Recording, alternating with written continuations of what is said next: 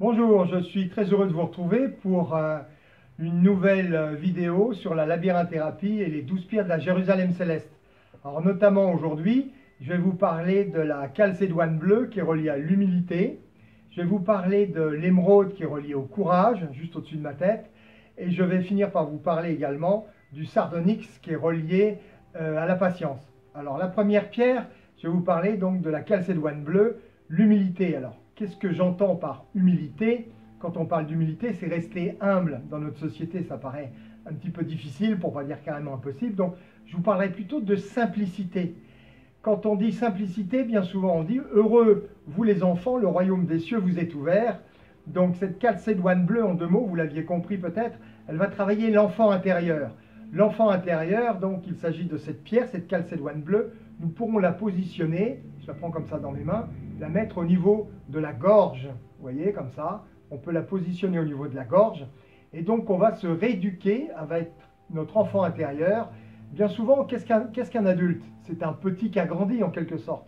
Mais bien souvent, on oublie cet enfant intérieur au profit de l'adulte. Et bien souvent, c'est une forme de déni. On ne s'en occupe plus du tout. Donc, c'est là où, justement, il y a des tensions à l'intérieur de nous. On a eu quelquefois des difficultés avec notre père, notre mère. Et en étant adulte, ces difficultés ressortent. Pourquoi? Parce qu'on a oublié cet enfant intérieur, on a oublié tout simplement de s'en occuper. Donc en positionnant sur la gorge cette calcédoine bleue, nous allons permettre à cet enfant intérieur de pouvoir s'exprimer. On va lui donner la parole, donc il va rééquilibrer, il va se rééquilibrer naturellement, et donc on va pouvoir adoucir, enlever les tensions reliées à cet enfant. Et donc pour pouvoir contenter l'adulte et l'enfant qui nous habite à l'intérieur, donc également cette intuition, parce que l'enfant intérieur c'est également ça, toute notre sensibilité, tout notre côté intuitif est relié à cet enfant intérieur. Donc si on l'empêche de s'exprimer, il est évident que dans cette vie d'adulte, on aura beaucoup de difficultés. Déjà, on va se tronquer, on va se couper d'un très bel outil magique qui s'appelle l'intuition, qui est utile dans la vie de tous les jours, tout simplement pour savoir où on met les pieds. Dans le labyrinthe, on parle de cheminement, le chemin menant, l'intuition justement, on peut la retrouver au cœur du labyrinthe. Donc au cœur du labyrinthe, c'est l'intérieur de nous-mêmes pour ceux qui sont venus, comment dirais-je, en consultation, aussi bien au séminaire sur la labyrinthérapeute que j'ai fait d'ailleurs dimanche dernier. Voilà pour cette première pierre calcédoine bleue. Je vais vous parler maintenant d'une deuxième pierre qui s'appelle l'émeraude. L'émeraude, elle est reliée au courage. Alors, quand j'entends, qu'est-ce que j'entends par courage?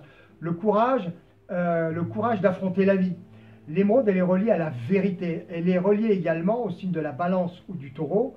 Pourquoi la balance et le taureau? Pourquoi? Parce que le taureau, c'est l'affectif et la balance, c'est l'amour avec un grand A. Ça peut nous permettre de nous rééduquer déjà avec nous-mêmes. Bien souvent, on a peu d'estime pour nous. Comment voulez-vous aimer les autres si vous n'avez pas d'estime pour vous, si vous ne vous aimez pas un minimum? Donc cette pierre va nous permettre, si on utilise cette pierre et qu'on la positionne au niveau du cœur, elle va nous permettre de rentrer à l'intérieur de nous-mêmes, nous rééduquer avec notre cœur, avec notre affectif, avec notre sensibilité. Comme la calcédoine bleue d'ailleurs qui nous invite à nous mettre en contact avec notre enfant intérieur.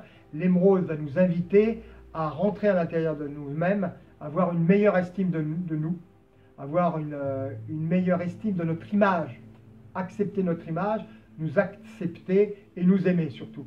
Si vous avez des difficultés également avec votre conjoint ou votre conjointe, cette pierre peut vous permettre de renouer des liens. Elle peut permettre d'adoucir les difficultés ou les tensions qui peuvent exister et survenir dans un couple, comme tout couple sur Terre.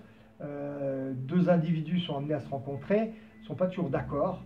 Surtout l'affectif et l'amour, c'est quelque chose de délicat. Donc cette émeraude peut permettre d'amplifier, de peaufiner, de rendre plus belle, d'amener de la pureté dans la relation. Donc cette émeraude est tout à fait intéressante à ce niveau-là. Donc tout ce qui a un rapport avec l'affectif et avec l'amour, aussi bien pour votre conjoint ou le conjointe, ou pour nous-mêmes, comme je l'ai dit tout à l'heure, l'estime de nous-mêmes. Dernière pierre, le sardonyx, qui est relié à la patience. Donc patience, on en a tous besoin, nous sommes tous stressés dans cette vie qui nous accélère, tout nous accélère pour aller toujours plus vite, donc on s'énerve, on se stresse, aussi bien au niveau du travail, de l'argent, de l'amour, de la santé, tout devient très, très problématique. Et ce sardonyx va nous apprendre la science du pas. Si vous faites l'anagramme de patience, justement, on retrouve, c'est le langage des alchimistes, le langage des oiseaux, qui nous propose quoi? Donc, un pas qui est fait avec science, c'est-à-dire que c'est un pas qui est réfléchi, et donc qui nous permet d'être plus calme, plus posé, d'avoir plus de réflexion dans une situation qui peut être conflictuelle. Et donc, au lieu de rentrer en conflit, au contraire, on rentre à l'intérieur, donc au centre du labyrinthe, et on peut trouver enfin la solution, notre vérité à l'intérieur de nous-mêmes. Alors, je vais vous raconter une histoire. Cette histoire se passe au Moyen-Âge, et je vais vous conter l'histoire d'une sainte qui s'appelait Sainte Hildegarde. Sainte Hildegarde était une clairvoyante et elle travaillait notamment avec des pierres précieuses. Donc, elle recevait plein d'informations en rapport avec ces pierres précieuses.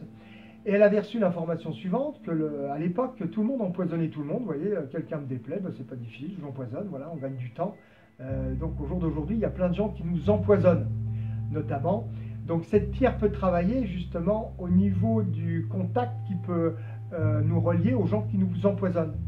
Donc je reprends ma petite histoire avec Sainte Hildegarde pour vous dire que tout simplement, elle prenait cette pierre qu'elle réduisait en poudre et elle faisait, comment dirais-je, absorber aux personnes à l'aide d'eau et de poudre. Donc les personnes absorbaient cette potion magique en quelque sorte, et ça créait au niveau de l'estomac un emplâtre qui protégeait la paroi stomacale pour éviter que le poison, s'il était absorbé par mégarde, qui puisse en réalité se mélanger au sang, donc qui traverse la paroi de l'estomac, et donc ça faisait une espèce d'emplâtre qui protégeait l'estomac. Donc les gens étaient peut-être malades, peut-être, mais en tout cas ils ne mouraient pas, et donc c'était rejeté par la suite par les voies naturelles, aussi bien le poison que la poudre de pierre. Donc voilà, cette pierre nous propose donc de nous éviter de nous empoisonner la vie, et notamment elle nous protège contre les gens qui nous empoisonnent, parce qu'on n'a pas toujours, quelquefois on peut le dire, le courage de nous défaire de ces personnes, ou plutôt de prendre de la distance, ou tout simplement cette pierre nous apprend aussi également à apprendre à dire non. Vous savez, notamment des dîners que vous détestez, qui se font avec des amis, et vous savez très bien que cette soirée va vous empoisonner la vie. Donc au lieu de dire non, on préfère venir à cette soirée sous prétexte qu'on ne veut pas, comment dirais-je, décevoir la personne. En réalité, il faut apprendre à dire non.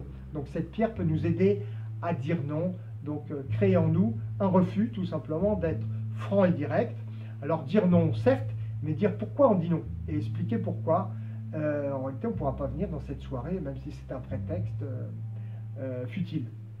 Donc cette pierre, on peut la travailler au niveau de l'estomac, notamment, on peut la travailler au niveau de la gorge, puisqu'elle nous apprend à dire non. Voilà en quelque sorte ce que peut nous proposer le sardonyx. Si par exemple vous avez quelqu'un qui vous empoisonne la vie, notamment vous passez un examen important, cette pierre peut être intéressante pour nous donner également du courage par rapport à cette peur qu'on peut avoir, puisque nos peurs peuvent empoisonner notre vie. Donc elle peut justement nous aider à surmonter l'obstacle et à nous donner le courage pour pouvoir, comment dirais-je, passer cet examen, entre autres, ou autre chose d'ailleurs. Voilà, écoutez, prochaine vidéo, je vous parlerai d'autres pierres sur la Jérusalem céleste. En tout cas, en attendant, je vous dis à très bientôt.